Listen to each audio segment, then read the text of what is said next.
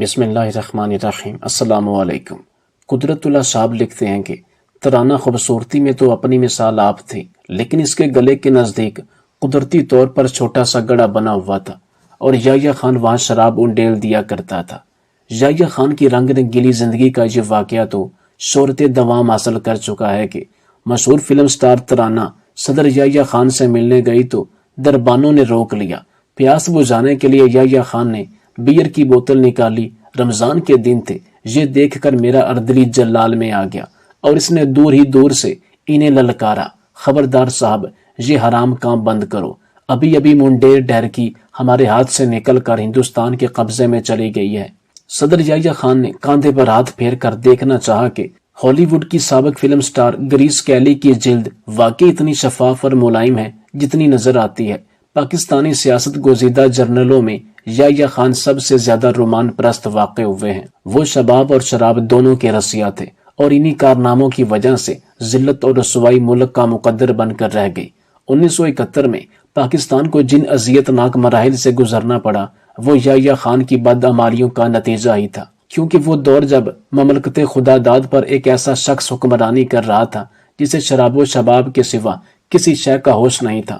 پاکستان کی تاریخ میں یحییٰ خان کا نام جہاں متنازع حیثیت کے طور پر یاد رکھا جائے گا، وہاں ان کی رنگین طبع اور ایوان صدر میں خوبرو لڑکیوں کا جرمٹ بھی قومی تاریخ کا حصہ بنے رہیں گے۔ چند حسینوں کے تو یحییٰ خان اس قدر سحر میں مبتلا تھے کہ ایک امریکی جریدے کو اپنی رپورٹ میں کہنا پڑا کہ آغا صاحب کے دور میں پاکستان کی اصل حکمران 12 عورتیں تھیں۔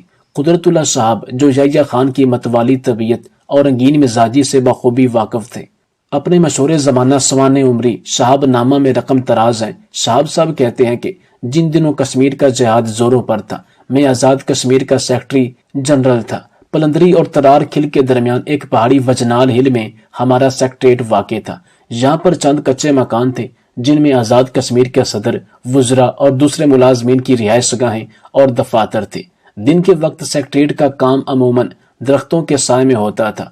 کسی کے پاس لوہے کی کرسی تھی، کسی کے پاس 24 سٹول، کوئی پتھروں کا چبوترا بنا کر بیٹھتا تھا، کوئی گھاس پر نیم دراز ہو کر فائلیں چلاتا تھا۔ دن میں کئی بار ہندوستان کے بمبار طیارے ہمارے اوپر سے گزرتے تھے۔ کبھی کبھی ان کی پرواز اس قدر نیچی ہوتی تھی کہ پائلٹ کا چہرہ نظر آنے لگتا تھا۔ ایک روزہ میٹنگ کر رہے تھے کہ ایک گول مٹول سا فوجی جیپ سے اتر کر ہمارے پاس آیا۔ چہرے پر سوجن اور آنکھوں میں گندے انڈے کی ابلی ہوئی زردی تھی۔ اس کے ایک ہاتھ میں بید کی چھڑی اور دوسرے میں چمڑے کا گول تھیلا تھا۔ آتے ہی اس نے اپنی چھڑی میری ناک کے عیاں سامنے گھمائی اور قدرے ڈانٹ کر پوچھا، یہاں کیا تماشا ہو رہا ہے؟ میں نے عرض کیا کہ یہ آزاد جموں کشمیر کا سیکٹریٹ ہے۔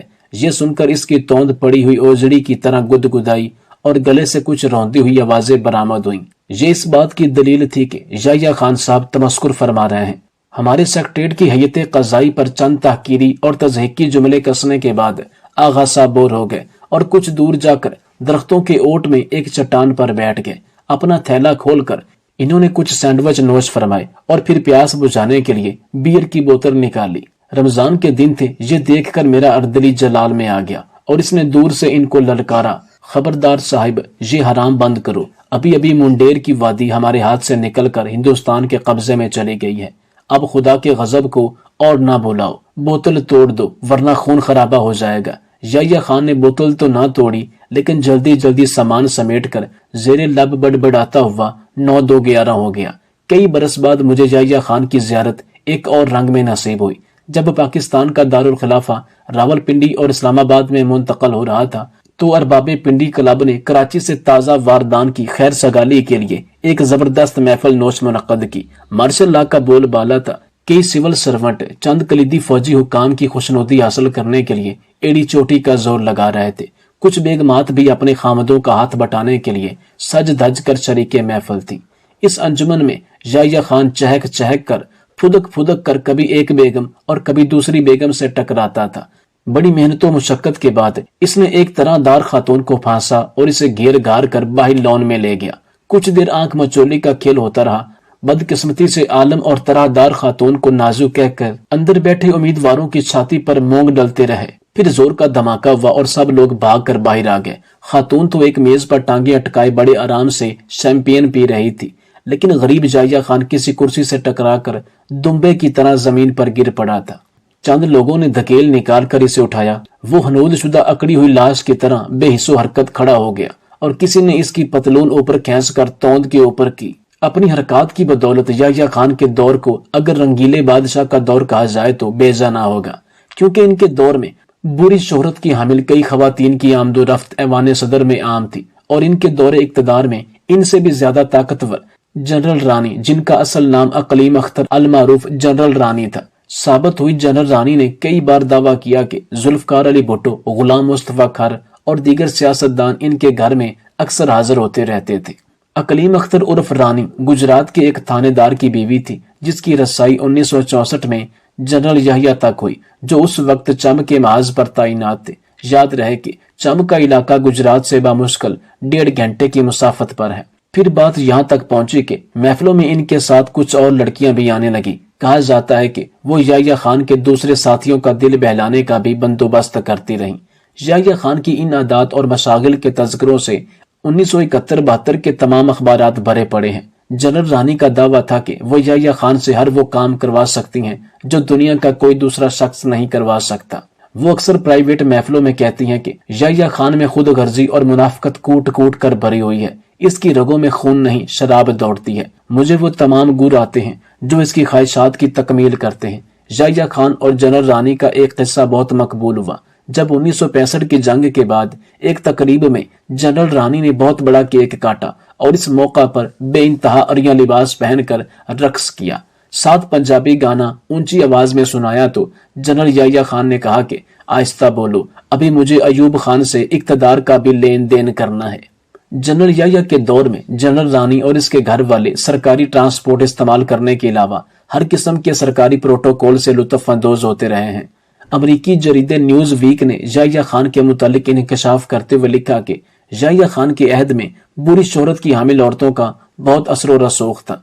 अपनी रिपोर्ट में रसाले ने याह्या खान की जनरल रानी और दूसरी औरतों के साथ चंद गैर मुहज्जब तस्वीर भी शाये की। इस पर जनरल याह्या ने इस रिसाले की पाकिस्तान में फरोख्त रुकवाने की धमकी दी। इसने एक दूसरा फीचर शाये कर दिया जिसमें कहा गया उस दौर में पाकिस्तान की असल हुक्मरान 12 औरतें थी, और फिर इसमें इन तमाम औरतों की करतूतों के बारे में तफसीलन रिपोर्ट दी गई थी जो अपनी जगह रिकॉर्ड है। इन 12 औरतों में जनरल रानी बल्कीस खानम, जनरल रानी की 2 बेटियां मिसेस के हुसैन, गुलूकारा नूरजहां, पिशावर की एक मशहूर रकासा और बाज फिल्मी अदाकाराएं शामिल थीं। फ्यूचर में यह भी दावा किया गया कि दर हकीकत यह खवातीन ताल्लुकात की आड़ में जासूसी करती हैं। मिसेस के हुसैन भी जनरल याह्या खान के मंजूर नजर खवातीन में शामिल थी। वो जनरल रानी से हसीन थी, दोनों में रुकावट का जज्बा था। याह्या खान दोनों की मौजूदगी में इनकी नोक झोंक से खूब लुत्फ अंदोज होते थे। याह्या खान के मुतालिक कहा जाता है कि इसने जनरल रानी को खुश करने के लिए इसकी सिफारिश पर कई ठेके देने के अलावा कई बड़े अफसरों की तकर्रियां और बरतरफियां की और इसे एक फिल्म बनाने के लिए लाखों रुपए दिए। याह्या खान अब मनो मट्टी तले जा चुके हैं, जबकि जनरल रानी टूटे फूटे मकान में चारपाई पर लेटे कई दिनों को याद करती रहती हैं। अदाकारा अंदलीब, जिस पर इसके आशिक हनीफ गुम्मन ने सियालकोट में तेजाब फेंका था, इसके बारे में मुबैना तौर पर पता चला कि वो याह्या खान की नाजायज औलाद है। अंदलीब की वालदा मिसेस आगा के बारे में मालूम हुआ कि इसकी दोस्ती याह्या खान की महबूबा जनरल रानी से थी। जनरल रानी से दोस्ती का दम भरने वाली और दीगर कई ब्यूरोक्रेट्स और सियासतदान भी मिसेस आगा और इसके रिश्तेदार मौन की डिमांड करते थे। मिसेस आगा ने भी लव मैरिज की, मगर यह शादी पायदार ना रही। शादी से कबल मिसेस आगा का जनरल रानी के डेरे पर आना जाना था। याह्या खान जब भी जनरल रानी के डेरे पर जाते, इसकी मुलाकात मिसेस से होती थी। दोनों में दोस्ती बड़ी, अक्सर दोनों इकट्ठे देखे जाते। अक्सर महफिलों में यह कहती सुनी जाती थी कि जनरल रानी मेरी बहन है और याह्या खान मेरा सब कुछ, और मैं किसी से नहीं डरती। याह्या खान के करीबी हल्के दलीब की पैदाइश पर इस्तफसार करते नजर आए कि ये बेटी शौहर से है या याह्या खान का गुनाह है। याह्या खान की रंग रंगीली जिंदगी का ये वाकया तो शोहरत दवाम हासिल कर चुका है कि मशहूर फिल्म स्टार तराना सदर याह्या खान से मिलने गई तो दरबानों ने रोक लिया और खासी देर बहस करने के बाद जाने की इजाजत दी, मगर जब वो बाहर आई तो ड्यूटी पर मौजूद लोगों ने इसे सैल्यूट मारा।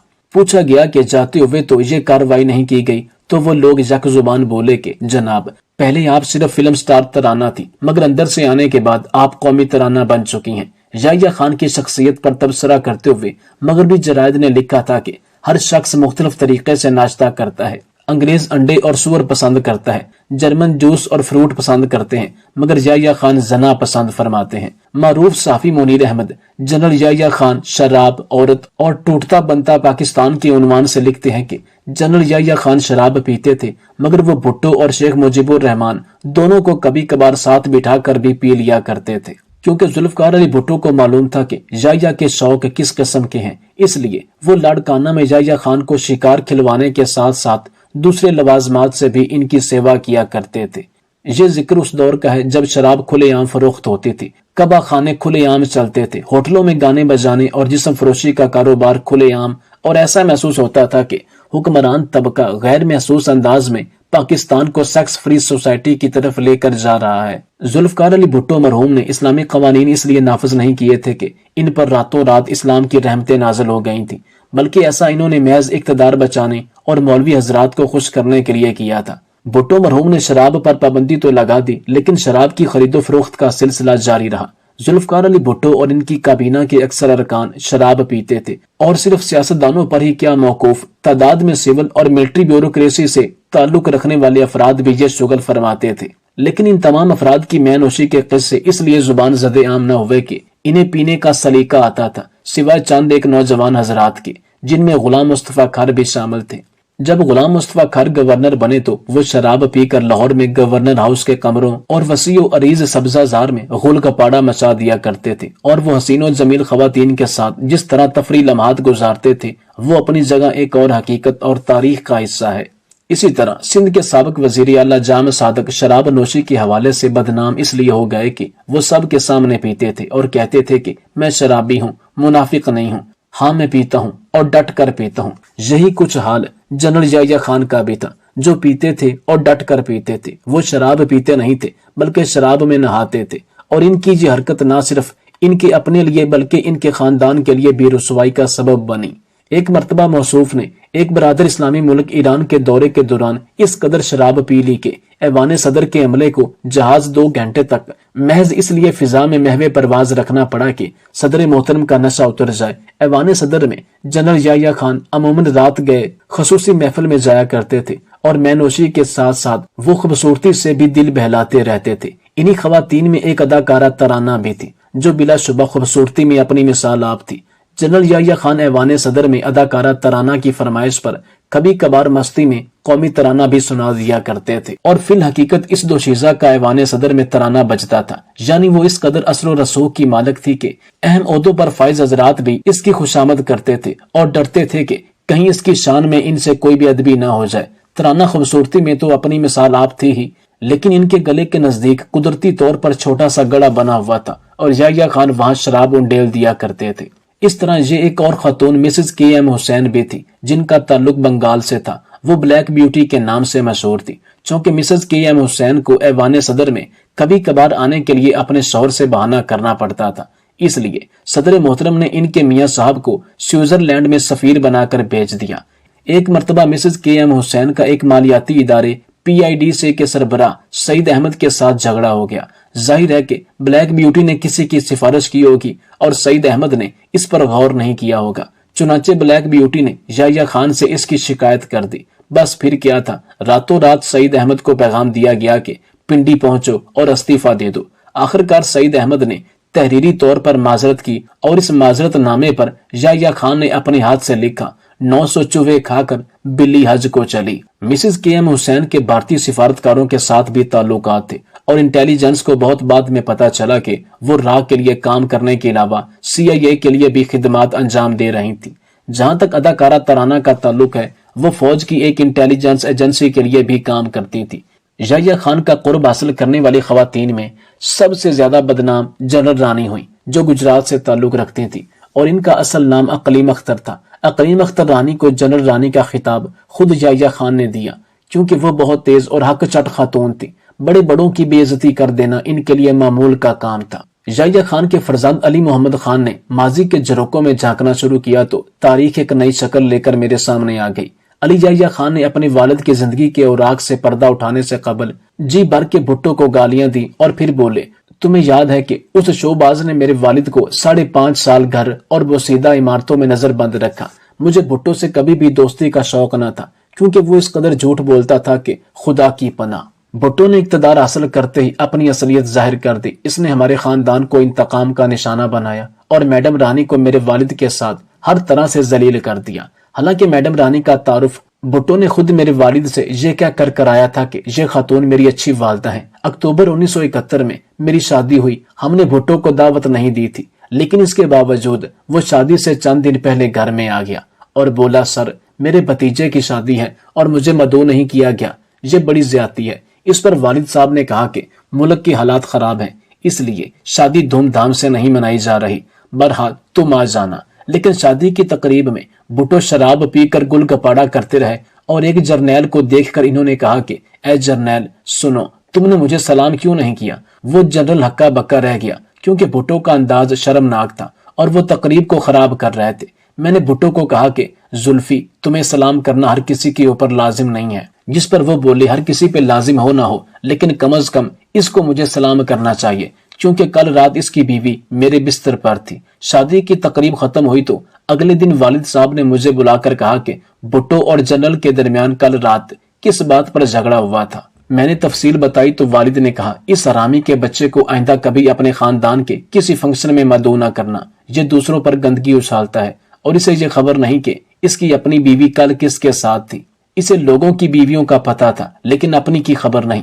یحییٰ خان اس لحاظ سے عجیب تھا کہ اسے موٹی عورتیں بہت پسند تھی، چنانچہ نور جہاں اور جنرل رانی اس کی محفلوں کی جان تھی اور سب پر چھائی ہوئی تھی۔ نور جہاں تو خیر اپنے گداس بدن کے ساتھ اپنے گلے کے سوز سے بھی یحییٰ خان کا جی بہلا سکتی تھی۔ سیوں نے میرا ماہی میرے باغ جگاون آ گیا، مینو ہیر بناون آ گیا، یہ گا کر اس جرنیلی راجا کو بہت اونچی ہواؤں میں اڑا سکتی تھی، لیکن جنرل رانی اس صفت یا خصوصیت سے محروم تھی۔ البتہ وہ سپلائر اچھی تھی اور اس کے سٹاک میں ہر قسم کی لڑکیاں دستیاب ہو سکتی تھیں۔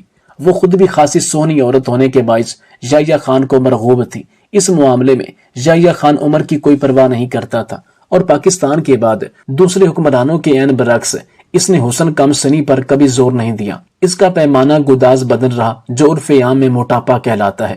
گداز بدن پسند کرنے کا ذوق بہت سے مردوں میں ہوتا ہے، لیکن یحییٰ خان میں یہ ذوق انتہا پر تھا۔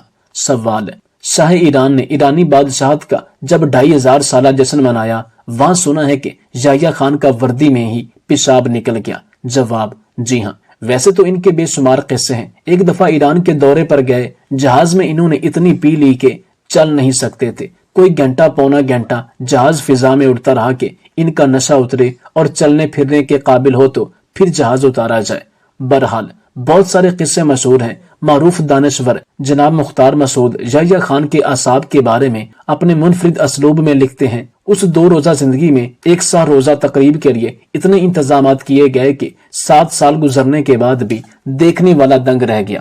جو لوگ شاہی ضیافت میں شرکت کے لیے جمع ہوئے تھے، ان میں 2-4 بادشاہ، 5-10 صدر، 20 وزیر اعظم، 150 VVIP اور بے شمار VIP مہمانوں میں شامل ایک صدر کا نام یحییٰ خان تھا اور ایک شہزادی کا نام گریس تھا۔ استقبالیے میں یہ دونوں ایک ہی صوفے پر بیٹھے ہوئے تھے۔ شہزادی صاحبہ کا شاہی لباس اوپر سے کھولا تھا، شانہ نظر آ رہا تھا۔ صدر یحییٰ خان نے کاندھے پر ہاتھ پھیر کر دیکھنا چاہا کہ ہالی ووڈ کی سابق فلم سٹار گریس کیلی کی جلد واقعی اتنی شفاف اور ملائم ہے جتنی نظر آتی ہے، یا نشے کی وجہ سے ان کی آنکھیں دھوکہ کھا رہی ہیں۔ بھلے وقتوں میں آغا جان نسوانی جلد کے اوپر رکھ رکھاؤ کے ناموں اور ماہرین میں شمار ہوتے تھے۔ عمر بڑی ہو گئی لیکن بری عادات نے پھر بھی پیچھا نہ چھوڑا۔ انہوں نے ہم نشین کے جسم کو چھو لیا۔ یہ تجسس ماہرانہ بے اختیاری کا نمونہ تھا، مگر گریس صاحبہ کو ہمارے صدر کی یہ معصوم اور بہتر حرکت ناگوار گزری۔ وہ فلمی دنیا کی ہائی سوسائٹی کی ہیروئن تھی۔ پچھلے 15 برسوں سے مناکو کے شہزادے کی ملکہ کی حیثیت سے ہائی سوسائٹی کے تمام آداب سے واقف تھی۔ اس نے غصہ بھری نگاہ ڈالی، پہلو بدلا اور ہم نشین کی طرف پشت کر لی۔ بات یہی ختم نہیں ہوئی بلکہ اسے طول دیتے ہوئے اس نے اپنی شال منگوائی اور کاندھوں پر ڈال لی۔ یہ ظاہر کرنے لگی کہ وہ اس صوفے پر اٹھ کر کہیں اور جانے کی تیاری کر رہی ہیں۔ میرے احباب میں ایک سفارتی آداب کے ماہر ہیں، ان کے مطابق شہزادی گریس کا رویہ انتہائی توہین آمیز تھا۔ فلم ایکٹرز نے صدر پاکستان اور یحییٰ خان تینوں کی توہین کی تھی۔ کہاں وہ 6 مربع میل کی نام نہاد ریاست، کہاں وہ علاقہ زیر حمایت فرانس اور کہا مشرقی اور مغربی پاکستان پر مشتمل دنیا کی سب سے بڑی اسلامی مملکت پاکستان میں اس واقعے کی اطلاع کے بعد غم و غصہ کی لہر دوڑ گئی۔ رنج و غم مغربی پاکستان کے حصے میں آیا اور غصہ اور غضبہ مشرقی پاکستان کے حصے میں۔ لوگ کیا کچھ نہیں کرتے، مشرقی پاکستان والے کہنے لگے کہ جس ملک اور اس کے صدر کا یہ حال ہو کہ مناکو کی ریاست کے آگے ہتھیار ڈال دیں، اس میں شامل رہنے سے خودکشی کر لینی بہتر ہے۔ بس یہ کہا اور مشرقی پاکستان کا نام بنگلہ دیش رکھ دیا۔ ریشمی خیمہ گاہ کے دروازے کے نزدیک ایک صوفے پر بیٹھ گیا اور دیر تک خاموش بیٹھا رہا۔ جب یہاں جشن منایا گیا تھا، ان دنوں کا موسم تھا۔ اس سال پاکستان میں خزاں بڑے زوروں پر تھی، آدھا چمن جل کر خاک ہو گیا۔ صدر پاکستان اور چیف مارشل ایڈمنسٹریشن جناب یحییٰ خان تھے۔ ان کی پیشانی پر بل تک نہیں پڑا، وہ تاریخ کی طرف پشت کیے بیٹھے رہے، بلکہ لیٹے رہے۔ ان کے ہاں ہر روز روز عید تھا اور ہر شب شب برات۔ وہ اس خیمہ بستی میں جو شہرت چھوڑ گئے ہیں اسے یاد کر کے وحشت ہوتی ہے۔ یہاں کئی ایسے سربراہان حکومت موجود تھے جو مشرقی پاکستان کی تیزی سے بگڑتی ہوئی صورتحال پر صدر پاکستان کو مشورہ چاہتے تھے۔ ادھر صدر یحییٰ خان کی حالت بالکل غیر تھی، نہ دماغ ساتھ دے رہا تھا اور نہ مثانہ۔ میزبان نے بات کرنا چاہی تو اسے جھٹک دیا۔ روسی صدر پورٹ گورنیر نے دھمکی دی تو اسے پی گئے۔ یوگوسلاویہ کے صدر اور غیر وابستہ اقوام کے رئیس سے ملاقات کے لیے بر وقت لباس پہن کر تیار نہ ہو سکے، مگر سچی بات یہ ہے کہ مثانہ کی کمزوری کی وجہ سے عین وقت پر پتلون گیلی ہو گئی۔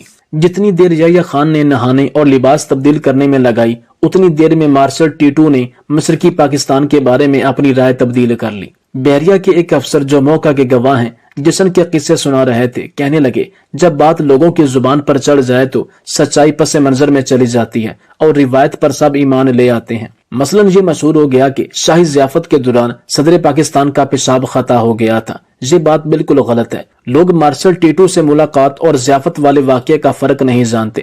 میں آپ کو تفصیل سناتا ہوں اور جائے واردات کی نشاندہی کرتا ہوں۔ شامیانہ کے صدر دروازے کے ساتھ جہاں مہمانوں کی گاڑیاں آ کر رکتی تھی، وہاں گھاس کا بڑا سا قطرہ ہے جس میں پمپ کے چھوٹے چھوٹے چند پودے لگے ہوئے ہیں۔ شب بھر کی مینوشی کے بعد ضیافت ختم ہوئی۔ صدر پاکستان دروازے پر مہمانوں کے ہجوم میں شامل ہو گیا۔ وہ جیب میں ہاتھ ڈالے اپنی موٹر کا بے چینی سے انتظار کر رہے تھے۔ جب انہیں اندازہ ہوا کہ موٹروں کی قطار بہت طویل اور رفتار بہت سست ہے اور انہیں دیر تک انتظار کرنا ہوگا، تو وہ پریشان ہو کر ادھر ادھر دیکھنے لگے۔ ادھر روشنی اور ادھر بھی روشنی، ادھر کیمرے کی آنکھ، ادھر مہمانوں کی نظریں۔